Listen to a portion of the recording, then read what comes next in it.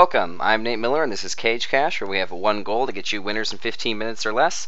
Today's show is going to be quite a bit less than 15 minutes. We only have 4 fights to cover because there's only 4 lines for Bellator 115.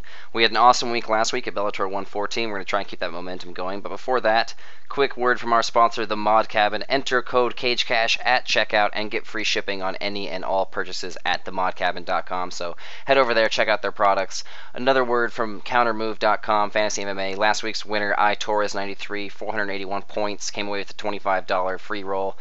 Good job, Torres. Same game this week. Remember to sign up on Facebook at the Cage Cash Facebook page. Comes out 5 minutes early, or you can just look for it on Twitter at the Cage Cash Twitter handle at Cage Cash. Alright, let's hop right into Bellator 115. We have the opening round of the middleweight tournament as well as a middleweight alternate bout, the welterweight semifinal, and the heavyweight title. But let's just jump right into the middleweight alternate bout. Johnny Cisneros versus Mikel Parlo.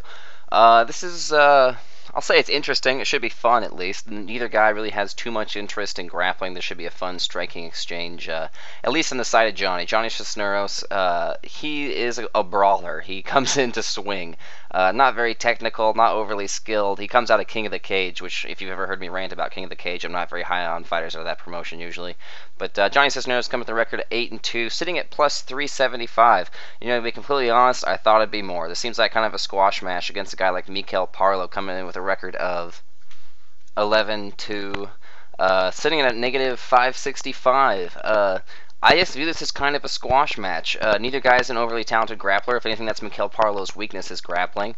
But Cisneros is going to come in, he's going to swing, he's going to want to brawl, and Parlo's the much better boxer. He has great power in his hands, great technique, great footwork, stays on the outside. I would play this fight. I'm eyeing the under. My only problem is if Mikel Parlo doesn't get that early finish, he does tend to cruise, so we'll see. Next up is a middleweight semifinal. This is a 4-man tournament. Jeremy Kimball, late replacement for Doug Rhino Marshall, who would have been a much better entry. I do think that Mikel Parlo should have got the spot, but nonetheless, Jeremy Kimball's not too shabby of a fighter. He has an exciting style. He comes to fight. He has good kicks. He has unorthodox striking. I'll say it that way. He does have some wrestling, mostly outside and inside leg trips. He has decent leg trips that he throws a lot of power into. Like I said, unorthodox striking, but besides that, he's not overly powerful. He's coming in with a record of 10-4, sitting at plus 205. Yeah, this seems about right to me. Kimball, he's a somewhat dangerous guy. I mean, he's obviously a decent striker, and Kramer's weakness has always been his chin. But Dan Kramer coming with a record of 10-4, negative 285. This is actually a really good price on Kramer, in my opinion. But I don't think I'll be playing it. He's had some eye injuries. He's a little chinny at times, and while he can be an exciting fighter, and the striking should be somewhat even here. He should definitely be the better wrestler, and more importantly, he's going to have the better gas tank. Kimball usually gets pretty tired after round 2 or 3, and unless he gets that early finish, Kramer's just going to take over and just ground and pound from there. But with the year-long layoff and an eye injury, it's very questionable to me. I doubt I'll be playing this fight. I am eyeing the under 2.5 rounds, but not likely. We'll have to see. And now on to the welterweight semifinal, Sam Oropeza versus Andrei Koreshkov. Sam, very hard hitter, very devastating striker. We saw that in his last win to get to the semifinals versus Cristiano Souza. He has a lot of power. He comes in to brawl. He has decent enough striking, but I will say his weakness definitely is the ground. We didn't see it so much in his last fight, but he's very easy to take down at times. Coming with a record of 10-2, sitting at plus 315.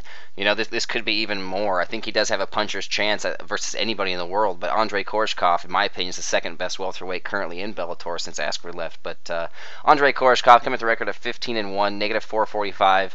The Alexander Shlemenko prodigy. He is his right-hand man. Him and Tiger Sarnovsky, they're always with Alexander Shlemenko, training nonstop, supporting each other at their fights. He's going to be the better striker here, which is the important part, because that's Sam's game. Sam is a power striker. Koreshkov's going to be much quicker on the feet, and more importantly, if he does, which I doubt he will, he could easily take down Sam and choke him out, in my opinion. It should be an easy submission takedown jiu-jitsu win, but he won't. He'll make it hard because he's a Russian and they like to stand up and bang. But yeah, definitely taking Andrei Koreshkov here, even at the juice. I think this is just a great price because he's going to smash. He's better everywhere, and I think it'll show on Friday night.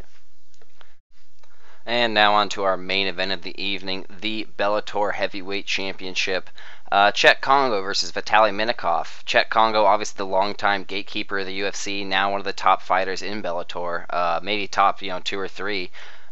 In my opinion, but he's coming up against Vitaly Minakov, who also, in my opinion, is the best heavyweight not in the UFC currently.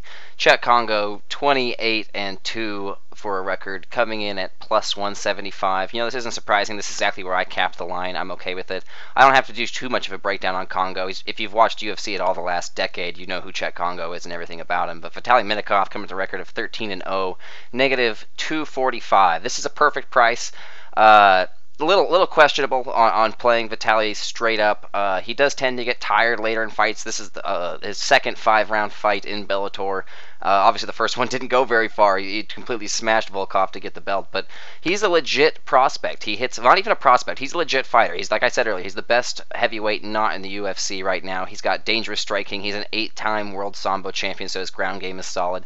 This is really his fight to lose everywhere. I think Congo has a puncher's chance, but Minakov is super aggressive. I could see him controlling the pace early and coming out and throwing those big bombs. And if it doesn't go his way, getting to the ground and smashing. Congo does have very good submission defense, but a lot of people are saying that Vitaly Minakov will go out there and do what Roy Nelson did to Congo. I think it'll look a lot more like Frank Mir. I think Congo still has a decent chin. People don't think so because he fights guys who hit hard, but Congo still has a decent chin. He can take a punch. I think that Vitaly's going to hit him super hard, get him up against the cage, maybe lock in a guillotine or some type of choke and put Congo to sleep. But if you hadn't guessed by all my breakdowns, I'm not overly enthused with this card and don't have too many bets. Actually, I only have one suggested play for you. Going to keep it light on this card. I like in the main event under 1.5 rounds. That's sitting currently at negative 105. Minakov is very aggressive, ends most of his fight early, and Congo has a puncher's chance. I want to parlay that with Koreshkov, even with the juice. I see no way he loses, and that comes out at plus 139. That's my only suggested bet for this card. Like I said, I'm not that into it. I'm going to keep it light. But that is all I have for you. I hope you enjoyed today's show. As always, follow me on Twitter at Nate Miller MMA. You can follow this podcast at Cage Cash, and follow our sponsor, The Mod Cabin, at The Mod Cabin. You can also follow us on Facebook or give us a like at facebook.com/cagecast.mma. And remember to check out the MMAReport.com for all your MMA news needs. Enjoy the fights, guys.